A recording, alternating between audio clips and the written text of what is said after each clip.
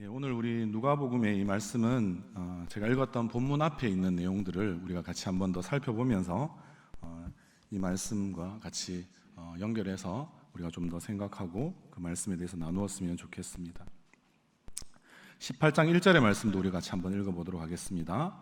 예수께서 그들에게 항상 기도하고 낙심하지 말아야 할 것을 비유로 말씀하여. 아멘.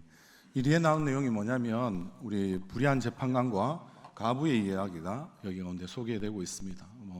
너무나 익히 잘 아는 그런 말씀입니다. 과부는 실제는 자기의 문제를 해결해 줄 수 있는 사람, 자신을 대신해 줄 수 있는 사람, 그리고 돈을 써서 자신의 입장을 변호해 줄 수 있는 그 어떤 사람도 지금 찾을 수 없는, 정말 하나님만이 이 인생을 책임져야 하는 그런 전형적인 인물이, 그리고 아마 그 부류가 지금 과부입니다. 그래서 과부는 자기 힘으로 해결할 수 없는 그런 상황이기 때문에 누군가는 찾아서 어떻게든 자신의 상황들에 대해서 이야기하고 도움을 얻고자 합니다.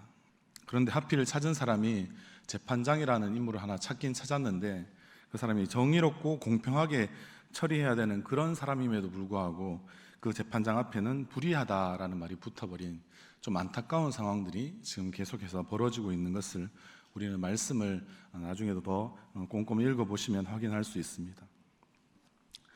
그래서 이 불의한 재판관은 왜 불의하냐면 하나님도 두려워하지 않습니다. 그리고 사람은 당연히 무시하는 그런 사람이 이 불의한 재판관이었습니다. 과부는 자신의 억울함을 풀어달라고 재판장을 찾아가지만 이 재판관이라는 이 사람은 결국엔 어떻습니까?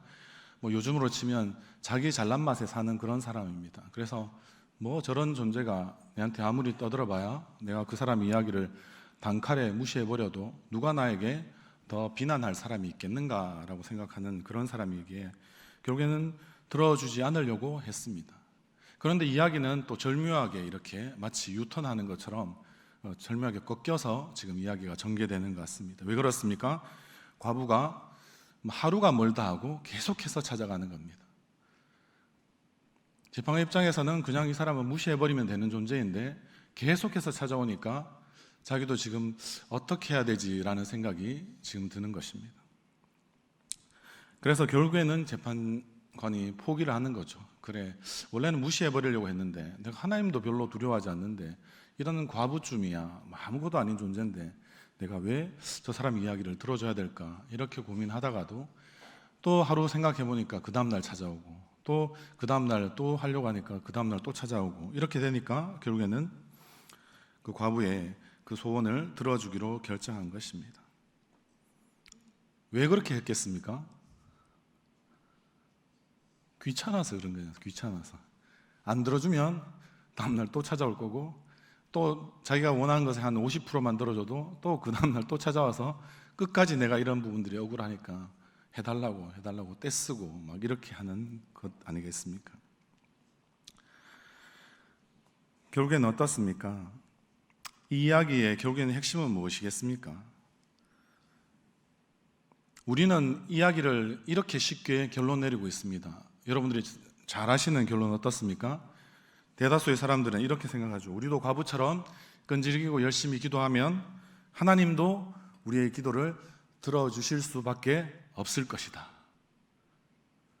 마치 우는 아이 이렇게 사탕을 주거나 달래주는 것처럼 그렇게 우리는 기도를 조금 더 쉽게, 어떤 의미에서는 폄하해서 좀 낮게 생각할 때 우리는 그렇게 기도에 대해서 적용해버리곤 합니다. 그런데 과부가 지금 이야기하는 끈질기게 기도하면 하나님도 우리에게 응답하신다라는 이런 공식을 세우면 어떤 문제가 여러분들 생기는지 혹시 조금 더 말씀을 깊게 이면을 좀 이렇게 들여다보시는 분들은 고민해 본 적 있으십니까? 왜냐하면 본문의 2절과 4절과 5절에 보면 이 불의한 재판관이 왜 불의하다라고 이야기하는지 우리는 잘 알 수 있습니다. 하나님을 닮지 않았다는 뜻이 있는 것이죠. 왜냐하면 우리의 하나님은 의로우신 분이시니까요. 의로우신 재판관이 아니라 지금 불의한 재판관이 된 이유가 하나님도 두려워하지 않죠. 그리고 이게 귀찮아서 결국에는 들어주게 되는 그런 모습도 되죠. 하나님을 두려워하지 않을 뿐만 아니라 무시하는 이런 모습들 계속해서 지금 보여주고 있기 때문에 그렇습니다. 그러한 모습들을 봤을 때 재판장이 마치 이 과부의 요청을 들어준 것처럼 하나님도 우리의 기도에 응답해 주신다 이렇게 생각해 버리면, 이게 결국에는 같다라고 생각하면 어떤 문제가 발생할까요? 우리가 하나님에 대해서 오해하게 되는 것입니다. 하나님을 잘못 받아들이게 되는 그런 지금 좋지 않은 일이 우리 가운데 벌어지게 된다라는 것이죠. 예수님이 이 비유를 마치면서 7절의 말씀에서도 이렇게 이야기하십니다. 우리 같이 한번 읽어보겠습니다. 하물며 하나님께서 그 밤낮 부르짖는 택하신 자들의 원한을 풀어주지 아니하시겠느냐, 그들에게 오래 참으시겠느냐. 이 하물며라는 말이 결국에는 무슨 의미가 있겠습니까? 이 접속사가 성경에서는 때로 굉장히 중요한 역할을 하지 않습니까? 이런 불의한 재판관과 과부의 이야기를 쭉 정리하시면서 예수님께서 하나의 짤막한 코멘트를 다시는 거죠. 촌평을 하는 겁니다. 어떻게 말씀하십니까? 쉽게 이런 이야기죠. 우리 집 아들이 이웃집 아저씨에게 배가 고파서 빵 달라고 이렇게 이야기했는데 빵 사주고, 또 버스비 달라고 하면 버스비 주고 이렇게 했는데, 아버지는 어떻게 아들을 대하겠느냐라고 지금 반문해서 지금 물어보는 방식이 이 하물며라는 이 접속사를 결국에는 사용한 것입니다. 너희가 만약에 하나님께 기도하지 않는 것은 결국에는 하나님을 이렇게 악한 재판관보다 못하게 여기고 능멸하고 멸시하는 어떤 행위가 되겠습니까? 범죄 행위라는 거죠. 범죄 행위. 내가 기도하지 않았는데 이거 상당히 목사님이 나를 힘들게 하네, 이렇게 여러분들 생각하는 우리 청년들 반드시 있을 겁니다. 맞죠? 말씀도 지금 잘 못 읽는데 기도까지 제가 어떻게 해요? 뭐 이렇게 이야기하는 그런 좀 안타까움이 있는 그런 우리 청년들도 많이 보곤 합니다. 그러나 진짜 이게 여러분들 하나님을 무시하는 것입니다. 마치 불의한 재판관이 과부를 멸시하는 것처럼 우리가 기도하지 않으면 우리는 하나님을 결국에는 무시하는 거고, 존중하지 않는 거고, 사랑하지 않는 겁니다. 하나님을 사랑하지 않는 것이 여러분들 죄 아닌가요? 예수님은 지금 이런 말씀도 같이 8절에서 하고 계십니다. 우리 8절의 말씀도 한번 같이 읽어보겠습니다. 내가 너희에게 이르노니 속히 그 원한을 풀어주시리라. 그러나 인자가 올 때에 세상에서 믿음을 보겠느냐 하시니라. 아멘. 마지막에 인자가 올 때 이 세상 가운데서 믿음을 보겠느냐라고 하신 말씀은 결국에는 그냥 이렇게 우리가 앞에 말씀하신 대로 보자면 이 재판관에 대해서도 마치 그냥 끈질기게 기도하면 하나님이 들어주신다라고 생각하는 것처럼 이 말씀도 우리가 오해하기가 딱 좋습니다. 끈질기게 기도하며 포기하지 않는 것에 이 말씀을 맞춰버리면 8절의 말씀을 어떻게 보면 좀 해석하기가 쉽지 않을 수도 있습니다. 그러나 우리는 중요한 것은 우리의 기도에는 항상 믿음이 전제되어야 한다라는 것입니다. 믿음과 기도는 어떻습니까? 뗄래야 뗄 수 없는 관계라는 거죠. 나는 믿음이 있다 하는데 우리 청년들 혹시 자기가 기도를 좀 적게 한다라고 생각하는 사람들은 믿음이 좀 없다라고 말씀드리기는 그렇고, 믿음이 좀 작다 아니면 믿음이 좀 약하다 이렇게 말씀드릴 수 있어요. 이 기도하지 않는 결정적인 원인은 결국에는 무엇입니까? 오늘 8절 말씀 이야기하는 것으로 보자면 기도를 못하는 것은 무엇이죠? 내가 하나님을 잘 믿지 않는다는 겁니다. 기도는 누구한테 합니까? 자신에게 합니까? 아니면 자신의 친구에게 합니까? 그냥 부모님에게 하는 겁니까? 아니면 더 쉽게 여러분들 생각해 보십시오. 부모님이 나를 좀 이렇게 확실하게 좀 뒤를 받쳐주고 잘 밀어줄 수 없다 이렇게 생각하면 여러분들 부모님한테 가서 많이 이야기 안 하죠. 솔직히 저도 제 아이들한테 좀 그런 이렇게 모습들이 있지 않나 이런 생각하면서 그게 큰 기도 제목 중에도 하나입니다. 부끄러울 수도 있지만 여러분들에게 고백하는 겁니다. 여러분들 그 자녀들 중에서도 마치 또 유학을 간다거나 아니면 조금 더 멀리 좀 더 높이 도약하고 싶은 이런 것이 있을 때 자식에게 걸림돌은 되지 않았으면 좋겠다라고 생각하면서도 그래도 좀 디딤돌이 되어야 되지 않을까 이렇게 생각하시는 부모님들 많으시잖아요. 자식들도 잘합니다. 우리 부모님이 나에게 걸림돌이 될지 디딤돌이 될지 우리 아이들 벌써 판단은 다 끝났는 걸로 알고 있습니다. 많이 공감되시니까 맞죠? 우리가 왜 사냐고는 웃죠 이렇게 생각하시면서 웃으시면 됩니다. 그런데 그렇습니다. 여러분들이 부모님을 신뢰하지 못한다면 여러분들이 그런 이야기를 부모님 앞에 가서 잘 꺼낼 수 없잖아요.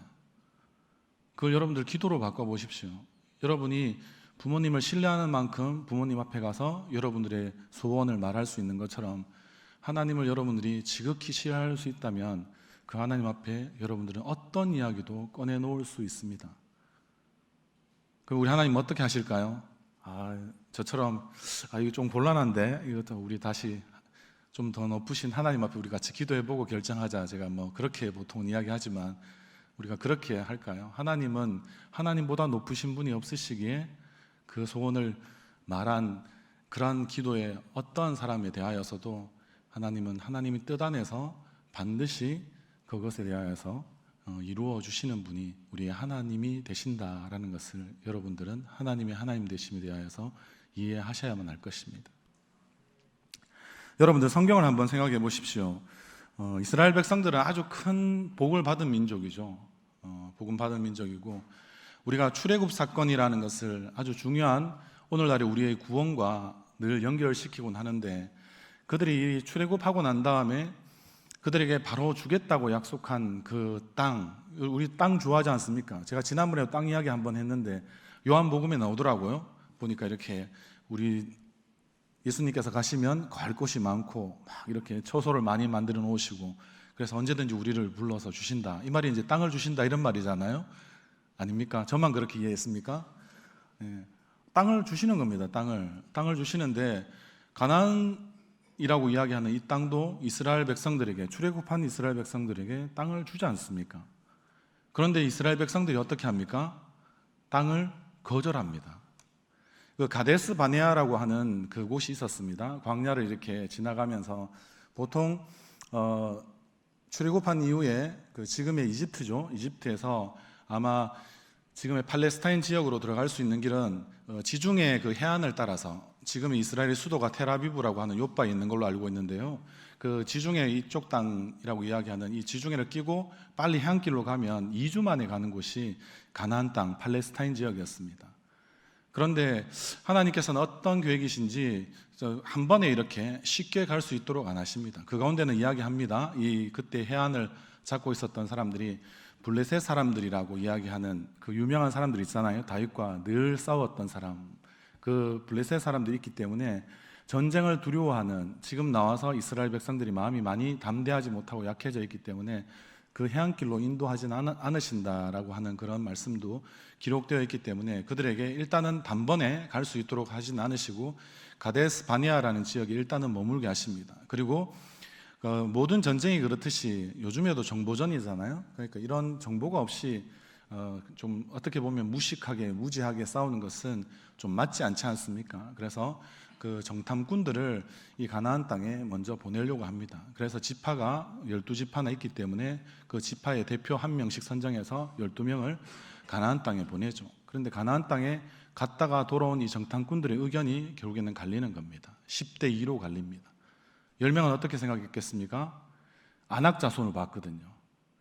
포도도 쉽게 이야기하면 요즘에 샤인머스켓보다 더 큰 우리 왕포도 같은 것보다 더 큰 아마 주먹만한 포도가 아마 있었던 걸로 성경에는 그 정도로 생각할 만큼 그런 포도도 잘 되는 데다 포도도 크니까 포도를 먹어야 되는 그 잎도 커야 되지 않겠습니까? 쉽게 이야기하면 그러면 그것을 먹을 만한 사람 존재가 안악자손이라고 우리가 다윗과 싸웠던 골리앗의 이야기를 잘 하니까 골리앗처럼 한 3m 정도 된다 이렇게 생각하시면 됩니다. 그런 큰 사람들이 키도 그만큼 되니까 기골도 얼마나 장대하고 그렇겠습니까? 그런 사람들을 봤으니까 10명은 봤을 때 우리가 싸우면 100점 100패다. 싸워봐야 소용이 없다. 그냥 여기서 좀 포기하자라고 이야기했고 2명은 우리가 잘 알고 있는 사람이죠. 여호수아와 갈렙이라고 유일하게 하나님 주신 가나안 땅을 차지한 그런 지도자들이죠. 그 사람들은 뭐라고 이야기합니까? 하나님께서 우리에게 가나안 땅을 주려고 하셨으면 가나안 땅에 있는 모든 것을 주실 것이다. 포도는 우리가 먹으면 되고 그리고 안악자손과 같은 그러한 거인들 같은 사람은 우리가 쉽게 제압해버리고 꺾고 죽이면 될 것이다. 그들은 우리의 밥이다 라고 한 사람들이 여호수아와 갈렙이었어요. 이 10대의 차이가 나는 것이 무엇입니까? 10명은 하나님을 어떻게 한 것입니까? 믿지 못한 것이죠. 그럼 2명은 어떻게 했습니까? 여호수아 갈렙은 하나님을 인정하고 하나님을 믿고 의지하였던 것이죠.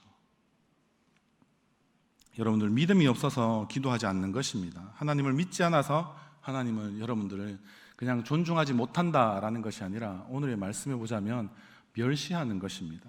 나는 하나님 별로 무시 안 했어요. 하나님 별로 그렇게 하지 않아요. 안 그렇습니다. 앞에 드렸던 여러분들의 소원을 이야기하고 여러분들이 부모님에게 잘 이야기해 주지 않으면 부모님은 처음에는 그냥 좀 섭섭하다가 이제 제가 나를 이제 조금씩 이렇게 별로 중요하게 생각하지 않겠구나 생각하고 더 나아가면 어떻게 되겠습니까? 나를 저 아랫방 늙은이처럼 생각하는구나. 나는 이제 아무것도 아니구나. 나를 무시하는구나. 멸시하는구나. 부모님의 마음에 섭섭함을 넘어서는 그런 감정이 들 수 있는 겁니다. 마치 우리 하나님께도 우리가 믿음이 없이 우리가 말하는 무의미한 기도까지 포함해서 기도하지 않는 것까지 포함해서 우리가 그럴 수 있다라는 것입니다. 그래서 여러분들 사무엘도 그런 기도를 하지 않습니까? 이스라엘 백성들을 위해서 기도하는 것을 쉬는 죄를 범치 않겠다고 이야기한 것처럼 기도를 하지 않는 것도 그리고 기도를 쉬는 것도 우리에겐 다 그것이 죄에 해당하는 것입니다.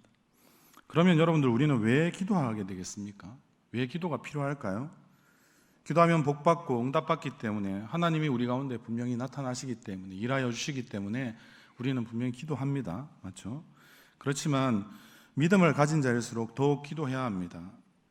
우리는 그래서 오늘도 우리가 기도하는 것을 통하여서 우리에게 주신 하나님의 거룩한 뜻이 또 우리가 바라고 소원하는 것이 하나님의 뜻에 일치되도록 그렇게 우리는 그 가운데 누려지는 진정한 소망, 그 거룩한 소망의 풍성함을 우리 모든 성도님들 또 우리 청년들도 다 누릴 수 있기를 주님의 이름으로 소원합니다. 그렇습니다. 이런 이야기가 이제 전반부에서 흘러가고요. 오늘 우리가 읽었던 이 본문에 대한 이야기들이 이제 진짜 나오기 시작합니다. 오늘의 본문에는 바리새인과 이 세리의 기도가 결국엔 나오고 있습니다. 바리새인은 어떻습니까? 누가 봐도 유대인의 지도자로서 탁월한 사람이죠. 구별된 사람이죠. 그때 당시에 아마 신구약 중간기라고 해서 말라기와 아마 이 마태복음이 시작되는 이 중간기에는 유대인들이 마치 너무나 쉽게 우리나라처럼 지금 한반도의 정세처럼 쉽게 이야기하면 중국, 미국, 러시아 이런 강대국 사이에서 우리가 지금 밀가부르듯이 까불리고 있지 않습니까? 우리가 어디로 가야 될지 지금 잘 모르겠고 그래서 아무리 정치적으로 외교적으로 묘수를 발휘하는 책략가라 하더라도 우리가 어떠한 방식으로 이 한반도에서 우리의 삶을 정하고 주체적으로 살아갈지에 대해서 아무도 확신할 수 없는 것이 우리나라의 모습입니다. 이스라엘은 어떨까요? 똑같았을 것입니다. 그때 당시에 이집트 아니면 시리아라고 이야기하는 그런 나라들 그리고 그 그리스 제국으로 이야기하는 그런 나라들이 사분열되어서 막 나타나는 그런 강한 나라들이 많았습니다. 그런 치열한 강대국들의 틈바구니에서 그들은 어떻게 해야 될지 지금 모르는 그런 상황이 있었던 것이 예수님이 다시 이 땅에 태어나시기 직전까지 아마 거기에 이제 그리스뿐만 아니라 로마까지 더해지니까 얼마나 치열한 강대국들이 그 가운데 많았겠습니까? 그들이 그러한 삶들 가운데서 이렇게 막 살아가려고 하다 보니까 이리 치이고 저리 치다 보니까 결국엔 세상에 때를 묻히는 그런 사람들이 유대인들 가운데도 많이 나타났습니다. 그래서 그 가운데 좀 더 열심히 있는 사람, 그래서 좀 더 거룩함을 추구하는 사람, 그런 사람들이 바로 바리새인들이었습니다. 바리새인이라는 말 자체가 불리하다라는 뜻이 있습니다. 무엇과 분리하겠습니까? 그런 세상의 그런 더러움들과 우리는 분리해서 좀 더 하나님을 닮은 거룩한 모습을 추구하면서 우리는 살아가고 싶다라는 그런 열망을 가진 사람들이 바리새인이었기 때문에 이들의 삶은 유대인들 사이에서는 굉장히 인정받고 그리고 그 사람들의 모습을 존경받는 그런 사람들이었습니다. 그래서 그들은 굉장히 경건한 사람들이었습니다. 그러나 이에 반해서 세리는 어떻습니까? 세리는 로마의 앞잡이와 같은 사람이었어요. 우리가 마치 친일파들 이런 사람들처럼 그렇게 생활했던 사람들이라서 일단은 세금은 거둬들이고 남는 것이 있으면 자신들이 다 가져가 버리는 그러한 방식으로 민족을 힘들게 하는 그런 사람들이었습니다. 그렇기에 바리새인들과는 다르게 유대인들의 원망과 지탄의 대상이 되었던 것이 결국에는 세리였습니다. 그래서 세리는 다른 복음서에도 보면 이렇게 같이 누구와 이렇게 열거되냐면 세리와 죄인, 세리와 창기 이렇게 같이 열거될 정도로 죄인이나 창기들과 똑같은 수준으로 유대인들이 무시하는 마치 개와 같이 여기는 그런 존재가 이 세리였습니다.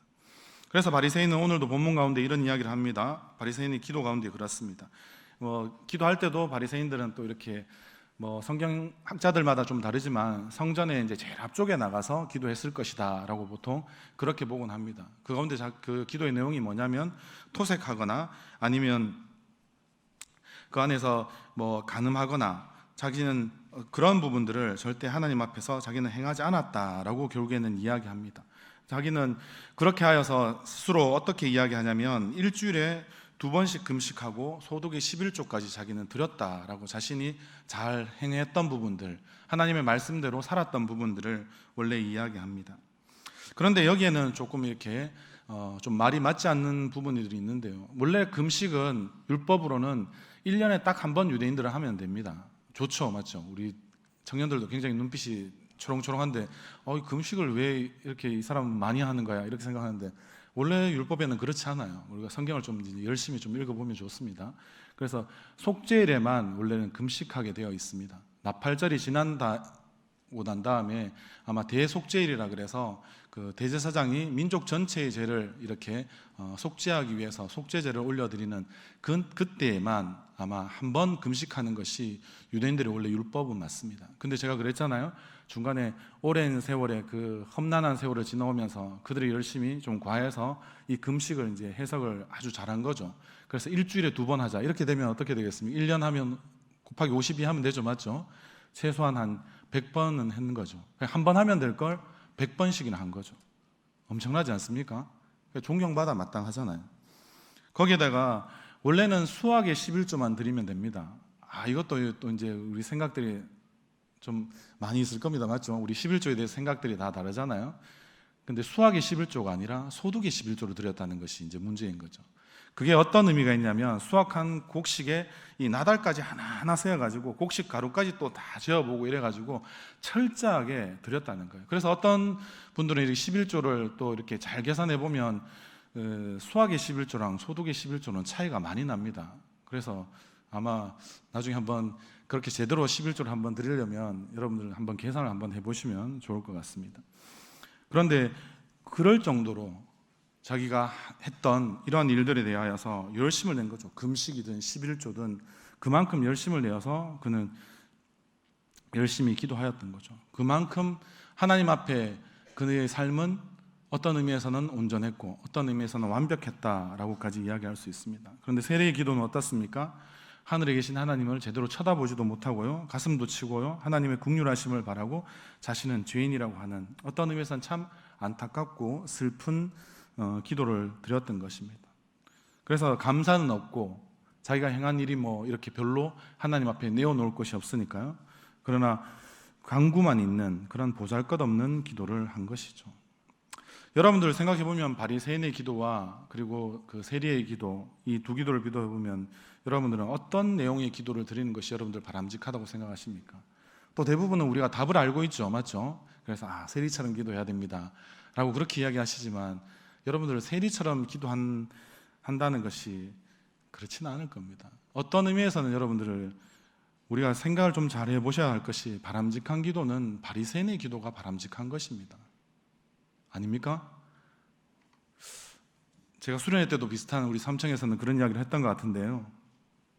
여러분들 우리가 늘 반복해서 죄를 짓고 용서를 구하는 세례의 기도 여러분들 생각할 때 매력적이십니까? 하나님 앞에 늘 질질 짜고 울고 막 이러면 하나님도 그래 안 됐다 이렇게 하면서 막 계속 막 토닥토닥 끓여주고 뭐 하나님이 이렇게 지난번에 우리가 뭐 누가복음 15장에 나오는 그 탕자의 모습처럼 아버지가 막 이렇게 다가와서 끌어안아주고 그래 네 모든 잘못은 내 잘못이니까 내가 다 용서해 줄게 뭐 이렇게 이야기하면서 뭐 하는 그런 모습이 더 좋아 보인다라고 생각할 수 있지만 일반적으로 여러분들 한번 생각해 보십시오. 일반적으로 우리가 평상시 정상적으로 신앙생활을 한다고 생각할 때 여러분들 세례의 기도를 올리는 게 좋을까요? 바리새인의 기도를 올려드리는 게 좋을까요? 하나님 앞에.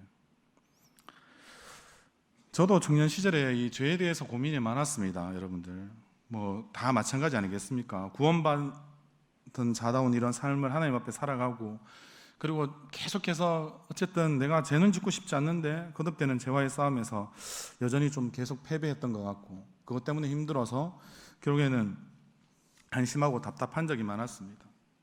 이런 생각들이 이제 미치자 어떻습니까? 하나님은 나를 버리신 게 아닌가? 나는 구원에 확신이 있는가? 내가 이 구원받을 만한 자격이 있는가? 나의 소망이 있는가? 이런 생각들을 계속해서 하게 되지 않습니까? 그래서 나도 언제는 한번 좀 당당하게 하나님, 제가 세상에서 치열하게 한번 열심히 살아봤는데 죄도 이기고요, 세상의 그 악한 것들도 결국엔 다 이겼습니다. 그리고 그런 모습들을 통하여서 세상 사람들에게 선한 영향력들을 끼쳤더니 사람들이 이제 변화되기 시작하고 제 말을 들어주고 예수님께 올까 이렇게 정도는 생각하더라. 이런 기도를 드린다면 어떨까요? 좀 더 멋있지 않습니까? 그런 것 때문에 우리는 치열하게 몸부림친 적이 많지 않습니까? 제가 여기서 말씀드리고 싶은 것은 여러분들, 결국에는 기도의 내용의 문제가 아니라는 사실입니다. 바리새인은 만약에 여러분들 생각하시면 바리새인이 세리의 기도를 하고 세리가 바리새인의 기도를 하면 어떻게 될까요? 기도 응답이 달라지거나 막 대우가 달라졌을까요? 그렇지도 않을 것입니다. 사실 하나님은 세리의 기도의 내용보다 바리새인의 기도의 내용을 듣고 싶어 하실 것입니다. 왜 그런지 아십니까? 다윗이라는 인물을 오늘 목사님도 오전에 기도에 대해서 말씀하실 때 예를 들으셨는데 시편 26편 말씀에 이렇게 되어 있습니다. 1절과 2절 말씀에 보면 조금 다른 번역으로 말씀드리겠습니다. 나는 완전하게 행하고 흔들리지 않았습니다. 여호와를 의지하였사오니 나를 판단하여 주소서. 현미경으로 나를 살피시고 내 뜻과 양심을 시험해 보십시오. 이렇게 기도하였습니다. 바리새인의 기도가 좀 닮지 않았습니까? 이건 자신 있다는 말이지 결코 다윗이 교만하다는 말은 아닌 것입니다. 히스기야의 기도도 여러분들 아마 살펴보시면 어떻겠습니까? 이사야 38장 3절에 이런 기도가, 히스기야가 자기가 죽는다는 하나님의 말씀을 듣고 이렇게 기도합니다. 나는 하나님 앞에 진실하고 선하게 행했습니다. 주의 눈앞에서 선하게 행한 것을 기억하옵소서 하고 심히 통곡하였다라고 되어 있습니다. 제가 여기서 여러분들에게 드리고 싶은 것은 우리가 기도의 내용이 아니라 실제는 기도의 의도와 목적이 어떠한지가 기도에서는 훨씬 더 중요하다는 겁니다. 기도에 만약에 여러분들이 초급의 단계를 벗어났다, 나는 좀 더 깊은 기도를 경험하고 싶다, 그렇게 제가 썩 좋아하는 편은 아니지만 하나님의 보좌를 움직이는 그런 기도 여러분들 좀 하고 싶은 강렬함 있지 않습니까? 하나님 나라 가운데서 내가 어떻게 정말 쓰임 받을 수 있을까, 이런 뜨거운 마음들이 있을 때 우리 청년들 중에도 아마 그런 청년들 없습니까? 다니엘의 기도는 어떠했을까? 여러분들 한번 생각해 보시면 어떤 기도를 다니엘이 했을까요? 만약에 그렇게 생각하면 우리가 좀 이 부분들을 주의해서 좀 살펴봐야 되지 않을까 싶습니다. 9절의 말씀을 우리가 한번 다시 읽어보면 이렇습니다. 또 자기를 의롭다고 믿고 다른 사람을 멸시하는 자들에게 이 비유로 말씀하시되 라고 되어 있습니다. 이 비유의 대상은 누구입니까? 자기를 의롭다고 생각하고 다른 사람들은 멸시하는 바리새인들입니다. 그들은 기도로 자신의 의로움, 자긍심, 자기 만족, 자기 중심성 이런 것들을 드러내는 사람입니다. 자기의 기준과 관점에서 다른 사람을 무시하고 멸시하고 결국엔 정죄해버리고 맙니다. 여러분들 이 기도라는 것도 얼마나 무서운지 아십니까? 말씀도 마찬가지입니다. 자기에게 적용하지 않는 말씀은 다 튕겨서 다른 사람들을 비판하는 아주 훌륭한 잣대가 됩니다. 저 사람도 말씀 지키지 않잖아. 근데 말씀을 누구에게 여러분들이 비판하라고 하나님께서 이 말씀을 주신 것입니까? 그렇지 않잖아요. 그럼 기도는 어떨까요? 내가 저 사람을 위해서 기도하지 못한다고 이야기하는 것은 기도를 통해서 저 사람을 내가 이제는 한번 잡아내 보겠다, 비판해 보겠다라고 생각해서 기도도 우리가 정죄하는 도구로 사용하기 쉽다라는 것입니다.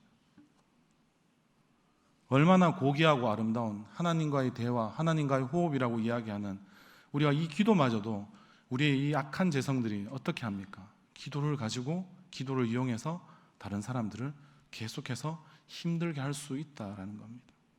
무섭지 않습니까? 끔찍하지 않습니까? 기도의 결과는 지금 어떻게 나옵니까? 우리 14절의 말씀도 한번 같이 읽도록 하겠습니다. 시작. 내가 너희에게 이르노니 이에 저 바리새인이 아니고 이 사람이 의롭다 하심을 받고 그의 집으로 내려갔느니라. 무릇 자기를 높이는 자는 낮아지고 자기를 낮추는 자는 높아지리라. 아멘. 자기를 의롭다고 하기 위하여서 기도를 사용하는 이 위험, 기도하는 자들에게 있습니다. 예수님은 항상 기도하고 특별히 또 열심히 기도하는 사람들에게 기도하면 범하기 쉬운 지금 위험에 노출되어 있다고 경고하고 계신 것입니다. 앞에 바리새인들은 마태복음 6장에도 보면 회당에서, 또 앞에 여기서는 성전이라고 오늘 본문에서는 이야기하지만 회당에서도 기도하였고요, 특별히 또 거리에서까지 막 기도하였습니다.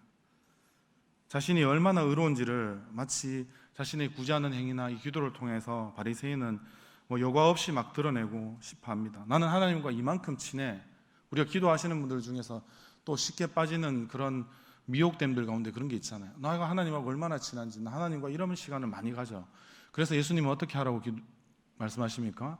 그냥 골방에 들어가서 기도하세요, 이렇게 이야기하잖아요. 여러분들, 우리가 이 골방이라는 것도 여러분들 얼마나 위험한지 아십니까? 실제는 골방에 들어가서 여러분들 기도한다고 할 때도 이렇게 생각해 볼 수 있습니다. 회당과 거리에서처럼 기도 가능합니다. 어떻게 기도가 가능할까요? 제가 한번 말씀드려 보겠습니다. 골방에서도 기도하는 가운데 우리는 주변에 있는 이런 사람들을 기도의 동력자로 생각하지 않고 경쟁 상대로 의식하면서 우리는 골방에서 충분히 나 잘난 맛에 기도할 수 있습니다. 내가 김아무개보다 더 금식하면 기도해야지, 이아무개보다는 더 오래 기도해야지, 박아무개보다는 더 많은 사람들을 위해서 내가 중보하고, 오늘은 도고라고 하죠, 도고하며 기도해야지 하는 그런 이야기들을 우리가 할 수 있다는 거죠. 기도조차도 내가 잘난 맛에 비교하고 경쟁하면서 그렇게 하나님을 마치 내가 기쁘게 하는 사람처럼 생각할 수 있지만 하나님이 그것을 전혀 기뻐하지 않는다는 것이 문제인 거죠. 그리고 나중에는 어떻습니까? 그렇게 기도하면 100이면 100사람 전부 다 기도하다가 지칩니다.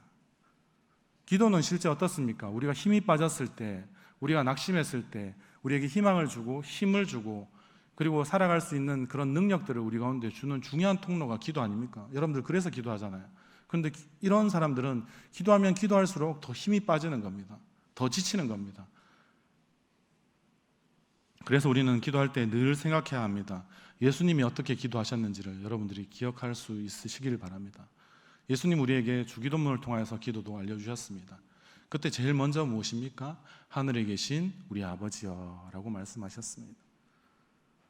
그것은 기도는 사람을 상대로 하는 것이 아닙니다. 사람을 의식하고 하는 것이 아니라 하나님을 대상으로만 하고 있다는 사실을 우리는 알아야 합니다. 그러하기에 우리는 기도를 할 때 늘 하나님을 상대로 하여서 그렇게 은밀하게 우리는 행해야 합니다. 그렇게 하다 보면 그럴 수 있습니다. 때로는 바리새인처럼 승전보고를 할 수도 있고요, 때로는 세리처럼 패전보고를 할 수도 있습니다. 그런 기도의 내용은 실제 중요하지 않습니다.